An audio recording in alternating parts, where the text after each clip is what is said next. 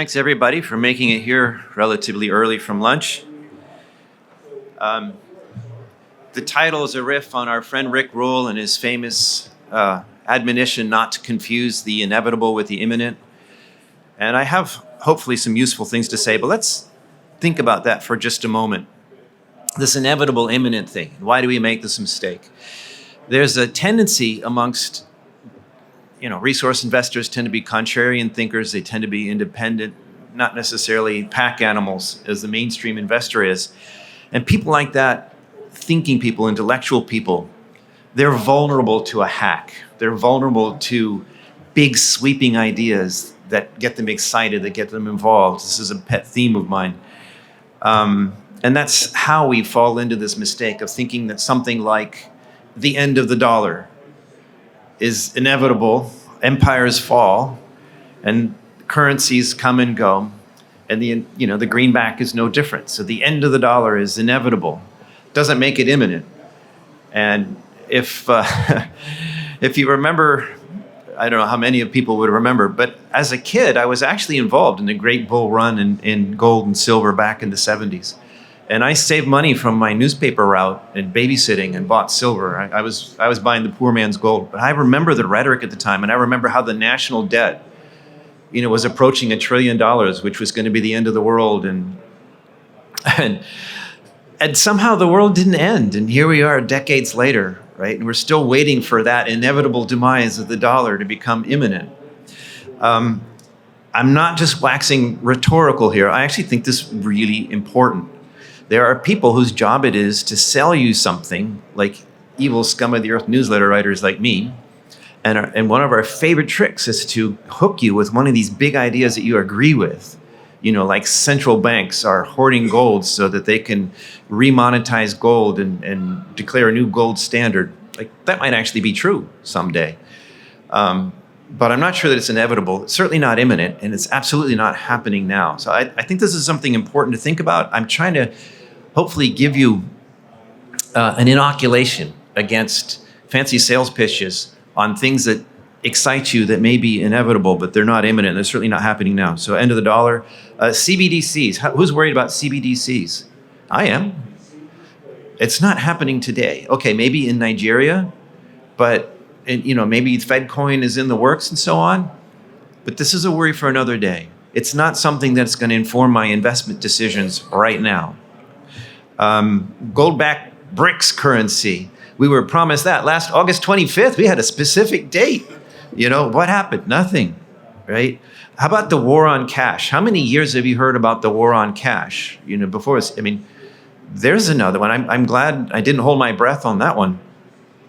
Naked shorts. You remember naked shorts was the big crisis? There's always something like this. So please keep this in mind. These big sweeping ideas that they get you all excited, to get you all riled up. If it's not happening now, nobody knows when these things are happening. If it's not happening now, it's not a solid basis for an investment decision. So what is happening now? Well, of course, the Yukon is happening now. I should say something nice about the Yukon people since they let me have this microphone. Jokes aside, though, I remember 20 years ago when Sherwood Copper, how many people remember Sherwood Copper? I made good money on Sherwood Copper. I remember when they were developing the Minto project, high-grade copper gold in the Yukon, there was this overwhelming pushback from the resource sector, like, oh, the Yukon, they're never going to get permitted. You can't work there. And guess what? They got permitted. They made a bunch of money. And then, that became Capstone, which is still a going concern today. And there's exploration going on. There's interesting things happening in the Yukon. I like the Yukon as a mining jurisdiction. They did not pay me to say that, but they did give me this microphone. So I thought it'd be nice to say something that I think is actually true and is actually happening now. I like the Yukon. All right. What is happening now, and probably not controversial to you people in this audience, but I'm a lone wolf out there, it seems, amongst the mainstream, is I think a global recession is happening now. That's not entirely controversial. Look at the numbers out of Germany or China, not entirely controversial. But I don't think the United States is an exception. I think it includes the United States. And I won't get too deep into it, but I think the post-pandemic labor hoarding and the stimmy check hangover it's not undoing. It's not that there's no recession because of these things. It's that the very real recession that we see in manufacturing and all these other sectors of the economy is being masked and, visually somewhat compensated by these, few bright spots in the economy. This matters. If I'm right, it matters. It has a huge impact on our investment decisions now. Because if I'm wrong, and by the way, clarification, a soft landing is still a recession. A soft landing does not mean the plane never comes down. It means that we don't get too hurt. It's a soft landing. But it's still a recession. So until this morning, at least, the mainstream consensus was still actually for a recession. And so all these people running victory laps, oh, no recession, it's premature. According to one new poll this morning, the majority of economists now have just tipped over into the no recession camp. I'm not sure that's quite there, but let's just put this as a stipulation, because there's so many arguments for a recession. There's so many, even just today, we have the LEI out again, and it's negative again. There's so many things besides the strong laborer consumer who is buying food on buy now, pay later plans. Besides that, everything else looks great. Everything else looks terrible. So I don't actually think I'm going out much on a limb here, despite the mainstream consensus. But this matters because if we are going into an undeniable recession in the US, and that affects the whole world, it means no copper, no oil, no lithium, even if it's on sale, no nickel, all your industrial minerals. It's not that there's no bull case for any of these going forward. It's just, why would you buy those now ahead of, the capitulation on the recession front, which always whacks industrial minerals, always. There's no exception to this. When recession gets declared or recognized, industrial minerals get whacked. And in my view, that's not necessarily a bad thing. That's a buying opportunity, but it's a reason to make a different decision today. What's happening now is I think the evidence, the writing on the wall is it's prudent to be patient, looking for this buying opportunity. And you know what? If I'm wrong, it's not like, copper's going to go to $6 the next week. It's not like there's a deadline or a day where suddenly everything changes. If I'm wrong, if it becomes evident that the U.S. really isn't going to go into recession, a reflationary boom is going to zoom off into the future, the market will carve out a bottom, it'll head up, there'll be plenty of time to jump on that. So if the preponderance of evidence says that we have a buying opportunity coming ahead, probably, and the consequence of being wrong about that is that we still have a decent opportunity afterwards, like, why take the chance? Does that make sense? Okay, all right. So this is something I think is very important. It's happening now. And if you listen to Bloomberg and Yahoo Finance or all these, you're going to get a very different message. So think for yourself on that. Another thing, and I'm not trying to be a fearmonger here, but I'm trying to give you my honest thoughts, is the geopolitical situation in the world should not be underestimated. There's been a hot war in the Ukraine for 2 years, almost. And it's, even the US is getting tired of sending billions of dollars over there. So it seems like, that's yesterday's news. A hot war, a military conflict on the ground in Europe with a nuclear power, one of the world's great nuclear powers, that is a very significant thing. It doesn't matter if it's 2 years old. This is something that could, if something goes wrong, literally become World War III. And at the same time, we have this new conflict in the Middle East, which, again, a pivotal point between global powers. This also has the potential to become World War III. Now, I'm not saying World War III is happening now, okay?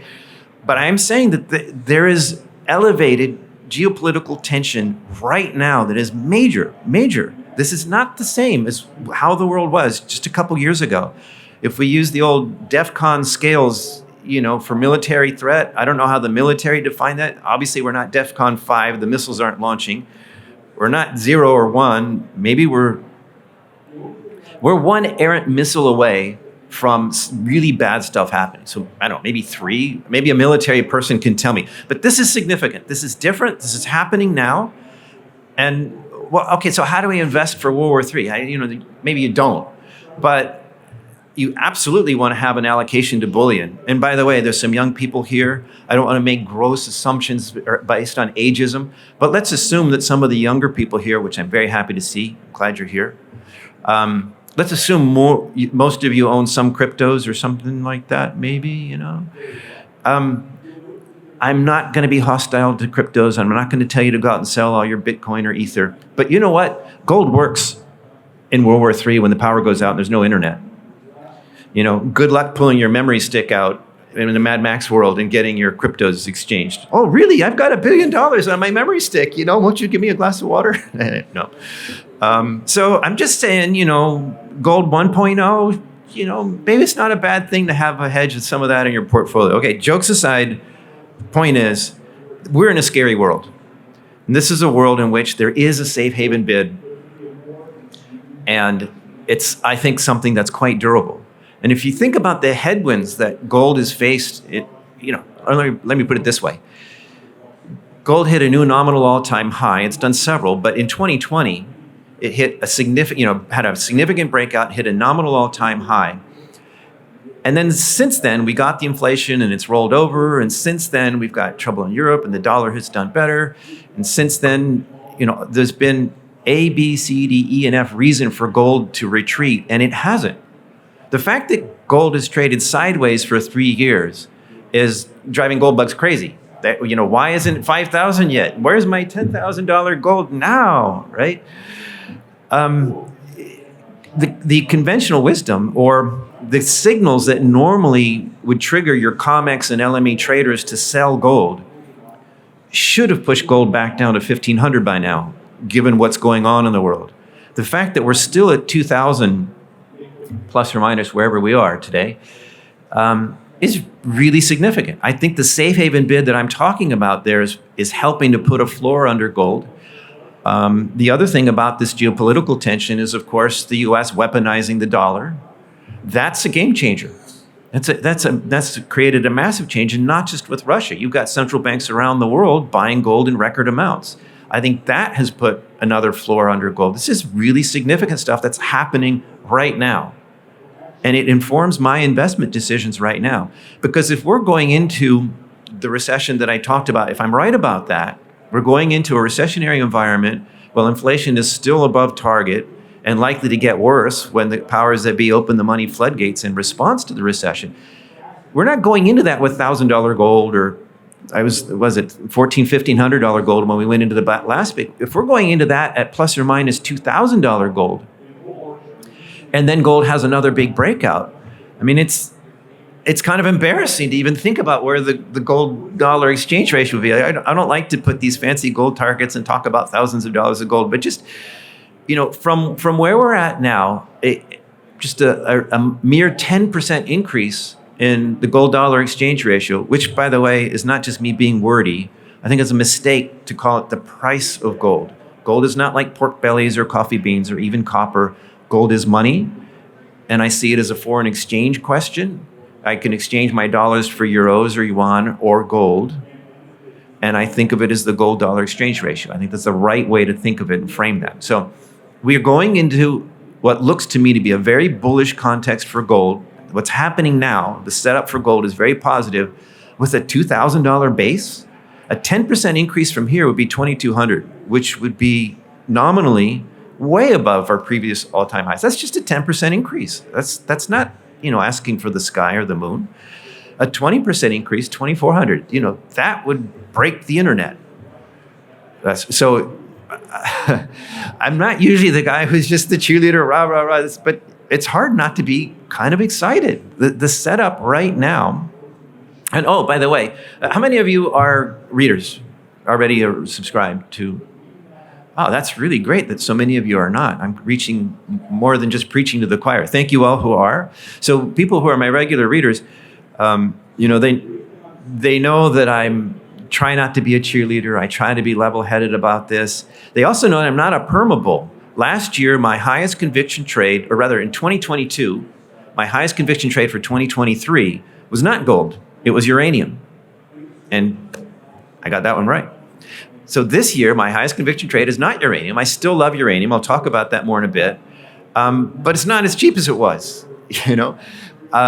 Gold is my highest conviction trade this year. That's not a broken clock being right or whatever. That's different. It's my trade for this year. And these reasons that I'm giving you about things that are happening now are part of why. And if I'm right, and we're going into this with a $2,000 base, it's hard not to say something that creates a clickbait headline. So I'm not going to throw any more numbers out there. I leave you to do the math. But this is pretty cool. I'm working diligently to add more quality gold stocks to my portfolio right now. I have a shopping list for clients right now, and I'm here in part to research more opportunities to deploy specifically into gold. Not so much silver, not because I'm Darth Silver, not because I hate silver, I'm not a silver bear, but because even your diehard silver bulls will tell you that silver tends to lag gold at first and then more than catch up in the end. So if you believe that, what's the rush into silver? Gold will lead, let's let gold lead, and then we'll see what's on sale in the silver department. The other thing that's happening now that we should not underestimate is this is an election year in the United States. And by the way, I understand that I'm in Canada, and I understand there's a much larger world than just the United States.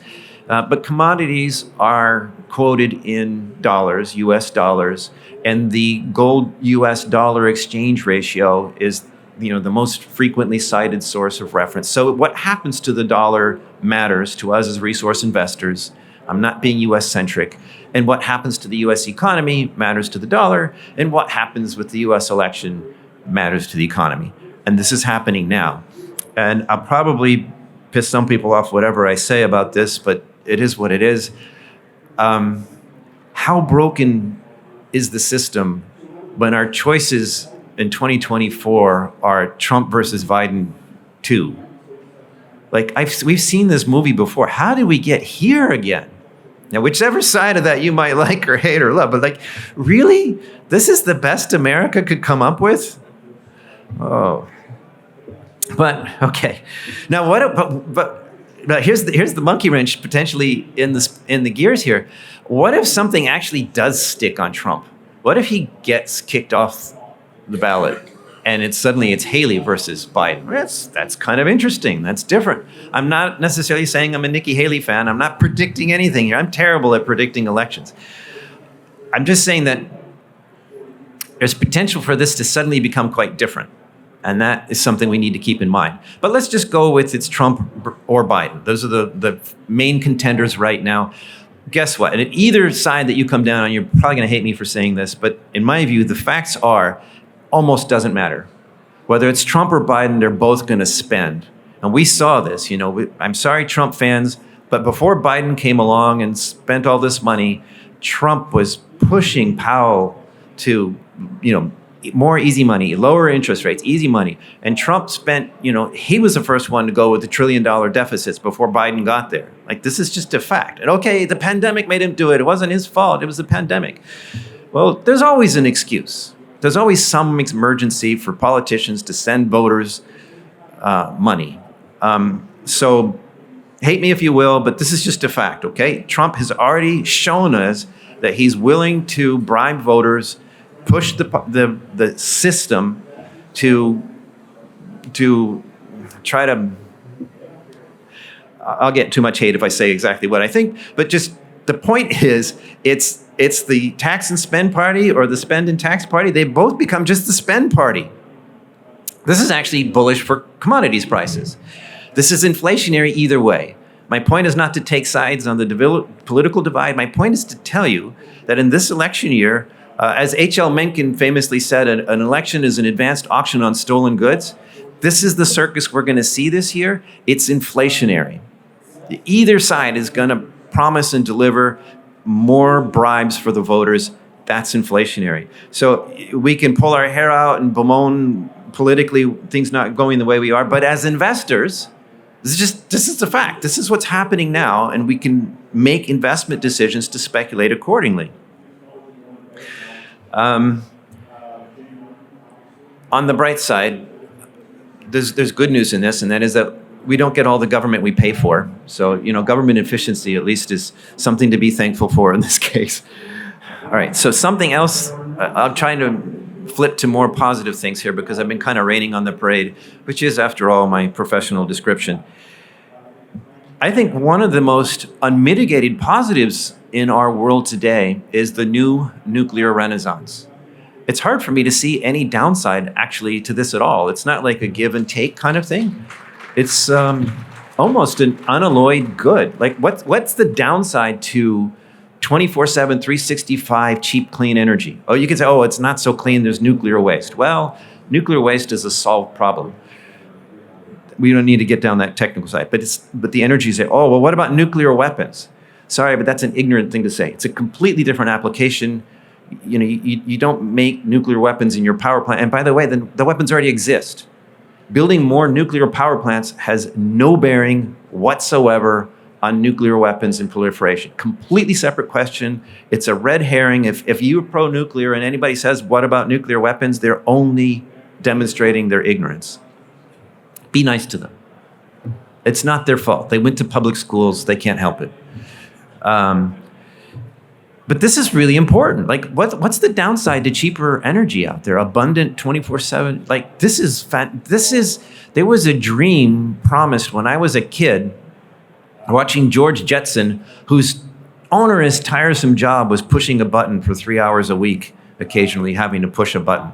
And with that job of pushing his button, he was able to buy flying cars, and his family had a condo on the moon for weekend vacations and things, and he wasn't a particularly wealthy man. And what made all this possible was this vision we had in the 60s of the nuclear era and just abundant, cheap energy. Okay, let's forget about cartoons from my childhood. In the world today, there are serious issues that the Malthusians out there are still peddling. Remember, we started on these big ideas. Oh, the end of the world is coming because of X, Y, or Z. There are big issues out there that just go away with cheap, abundant power. Like the water issue. How many people are worried about clean water in the future and how the world is facing a shortage of water? Well, if there's cheap energy, water is not a problem. It not only desalinate the 70% of the Earth's surface that's covered with salty water, but to pipe it wherever you need it to grow stuff. So if you've got cheap, abundant water everywhere you need it, guess what? Food's not a problem anymore either. And I'm not here to promise utopia around the corner.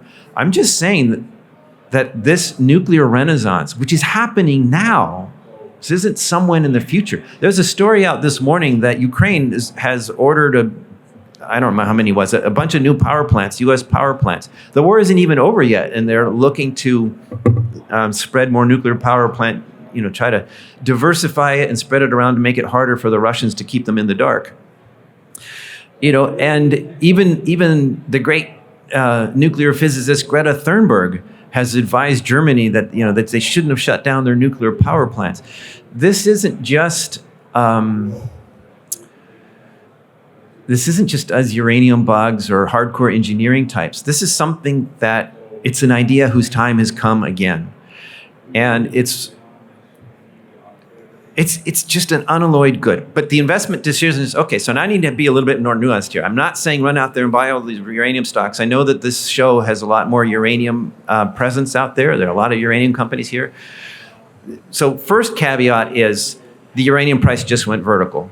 No price goes vertical and stays on that trajectory for long. It's not possible. And I'm not saying uranium prices are going to crash.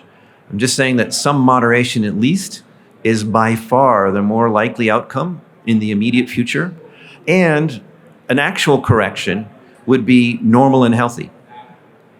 Now, because we've got this alignment between reality on the ground and the need for power, underscored by what we talked about before with the geopolitical tensions and not just Russia's oil, but maybe Russia's uranium too now, and enriched uranium in particular, being at threat with the U.S. policy decisions that are under decision making now. Like the Congress in the U.S. is there's a bill now to ban Russian enriched uranium imports. And basically, there's no substitute. It'll be very interesting to see what happens if they do this. So the setup here is fantastic. We've had mine supply shortfalls for many years, but there was secondary supply that made that not matter. That's gone. The Sprott Trust hoovered up all those cheap pounds. We had Japan go into reverse on nuclear energy, and that was a threat. That's gone now too. Japan is restarting. We had long-term contracts which held prices down for many years. That's gone now. And we've had another happening now, and I'm not saying absolute game changer, but like if it's true, or if we're reading this right, is a game changer is what's happening now in Kazakhstan. This isn't just any uranium miners saying, oh, we might be in a bit of trouble here. This is the world's largest, lowest cost producer guiding the market that its plans to ramp up to nameplate capacity are at risk. But don't worry, they say, we will meet our contractual obligations regardless. We will supply our customers with the uranium we promised them. Well, what does that mean? Now here, this isn't fact, this is me interpreting. If you're a producer and you're promising your customers, don't worry, we will make sure we deliver, what does that say? It says that we may not be able to supply it from our own production. So this again, the key point here is this isn't just any old uranium company. This is the world's largest and lowest cost producer, and their guidance is suggesting strongly, or they wouldn't have said anything if they didn't, that they're going to become a buyer. Producer becomes buyer. Okay, Cameco's been doing it for a long time, but it's been doing it for a long time, and now the market's this is now. This is happening now. This is different. This is this year, which is only a few days old, right? This is a big deal. This is, by Lobo Tiggre standards, what you're seeing now is the equivalent of me jumping up and down and hitting that big red buy button on the Kramer show. That doesn't mean run out and buy all these stocks right now. Sorry, guys out there. Remember what I also said about the price going like this.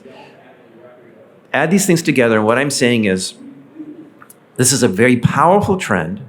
It has years to run in the upside, but in the very near term, history suggests the odds favor a buying opportunity.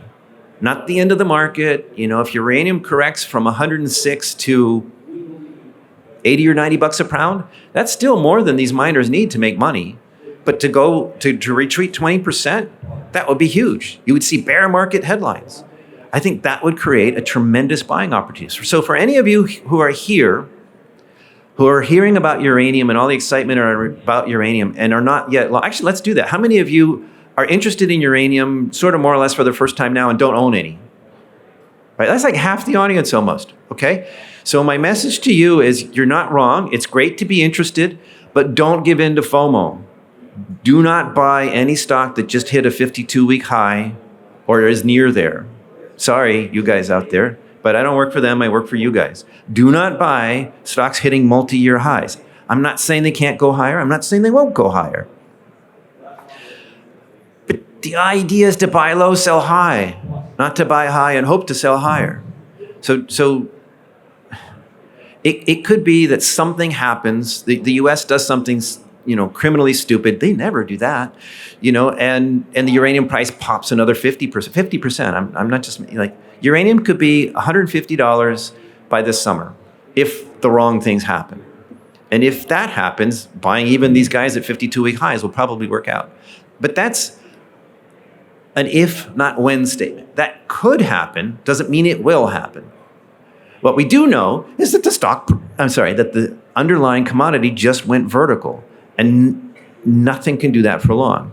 So my view, for those of you in here, and send me hate mail later if it turns out uranium goes to the moon tomorrow, but experience says the odds are wait for the buying opportunity. And specifically, not just all of history, but to this market. Uranium's in a bull market for the last 5 years. It's making headlines now, but it carved out a bottom in 2016.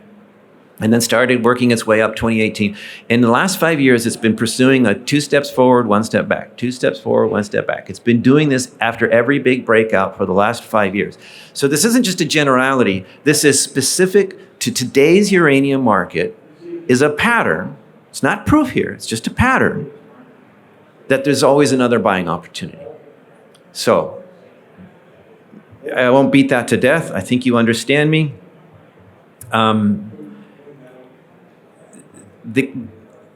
Also notice that I didn't say don't buy anything. I said don't buy anything at or near its a 52-week high or a multi-year high. There are some stocks that are not near there. We heard about it in the uranium panel yesterday, that the stocks have underperformed the metal. Well, here I have to be a bit more rain on the parade. Be very cautious about a stock that hasn't responded to higher uranium prices. If the whole idea of buying a uranium stock is that it's going to give you leverage to uranium prices, and it hasn't done that so far, well, why would you think it's going to do that tomorrow? Like, there's something wrong here. If the stock is not moving with uranium, you're better off just buying a uranium ETF. So the sweet spot here is if you can find something that has responded. Uranium just went like this, and okay, this stock is not at an all-time high, but it did move up with uranium. So something that's not at an all-time high, but is visibly responding to uranium, and you can convince yourself it's not dog meat. And sorry, 90% of the companies out there are dog meat. We all know, all the resource sector, how many of these thousands of explorers are going to build a mine. It just doesn't happen that often. So remember, there's dog meat out there. Beware of stocks that are not responding to the higher metals price. Don't buy the high flyers. If you can't decide, wait for a correction. And here's the thing. If we do get this correction, we all know which the top performers are. There's very obvious names out there that have followed uranium up like this. If we get a buying opportunity, that makes your decision making easy. The market has already told you which of the stocks are going to perform the best because they're doing it right now. That's your shopping list during the correction. Does that make sense? Okay, all right. Let me go off in a completely different direction. This may sound philosophical or not par for the course here, but trust me, stick with me a few minutes, this is relevant. Something else that's happening now that is actually getting a lot of buzz, at least in the mainstream media, but I'm not sure that resource investors are paying enough attention to, is the AI thing, ChatGPT and all this stuff. Like, this is real. This is happening now. In 2023, just the beta version of this product got tens of thousands of people fired from their jobs. Just the first pass of this thing.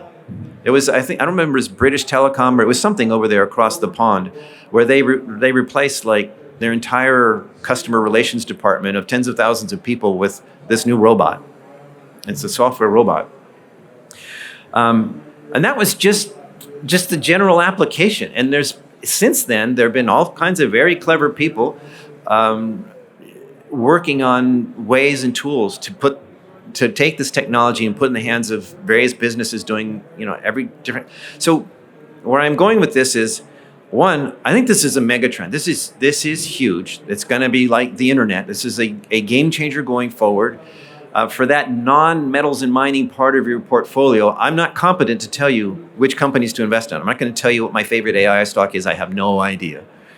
But there is a broader world out there besides metals and mining, and somebody's going to be the next Amazon of AI or whatever.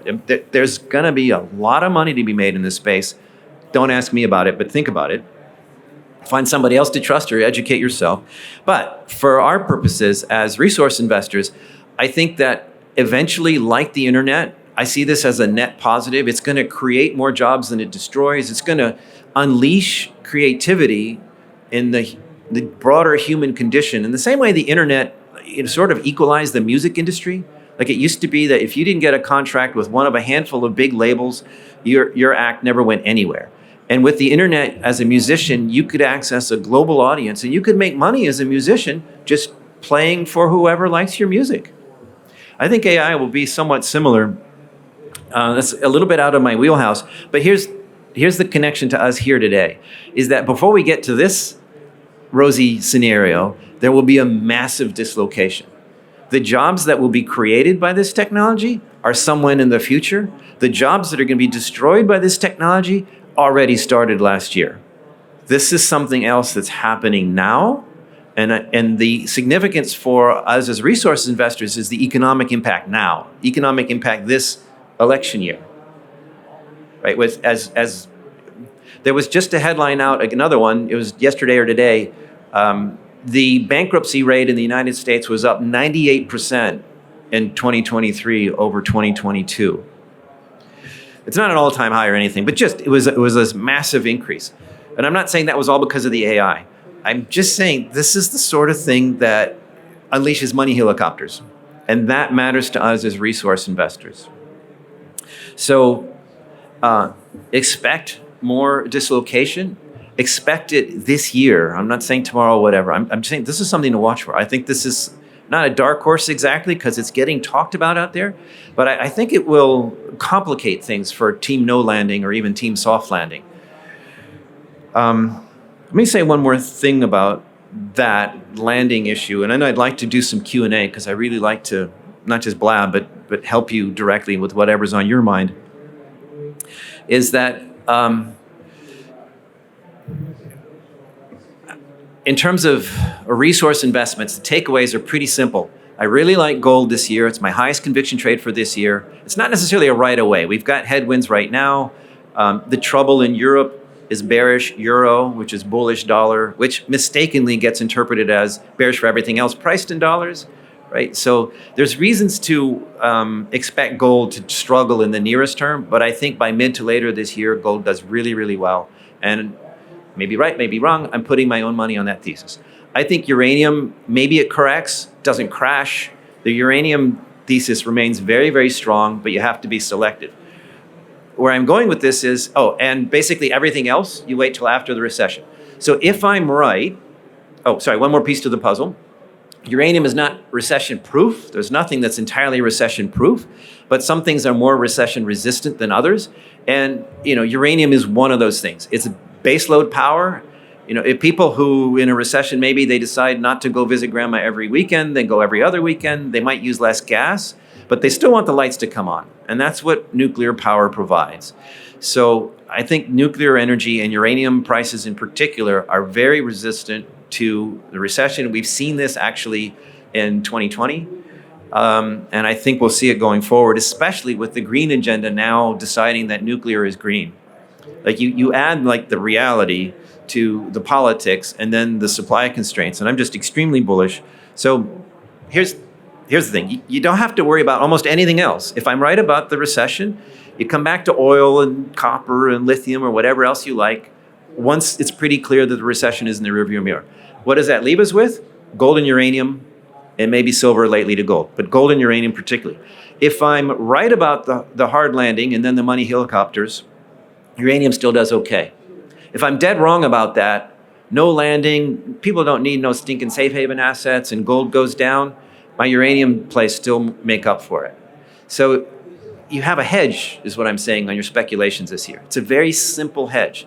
It's a very simple set of marching orders. By betting, maybe not equally, I don't have a formula here, but by betting on the two yellow metals, it's either a win-win, because there's a scenario in which both go up, or it's an offset of any possible or potential losses in one side by the other. I like that a lot. It presents me with an asymmetrical risk-reward based on this strategy for this year happening now.